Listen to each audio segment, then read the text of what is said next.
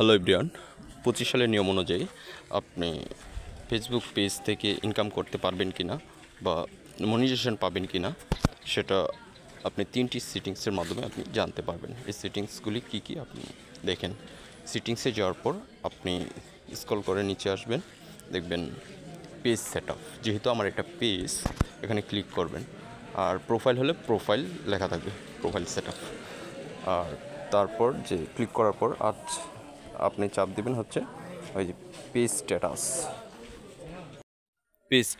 Page স্ট্যাটাসে click করার পর দেখবেন রিকমেন্ডেশন অ্যাক্টিভ এই লেখাটা আছে কিনা, রিকমেন্ডেশন অ্যাক্টিভ। তারপর দেখবেন হলে মনিটাইজেশন অ্যাক্টিভ এই লেখাটা অবশ্যই মনিটাইজেশন অ্যাক্টিভ থাকতে হবে যদি আপনি কন্টেন্ট মনিটাইজেশন পেতে চান। Page recommendation monetization active status, যেটা এটা অবশ্যই অ্যাক্টিভ থাকতে হবে।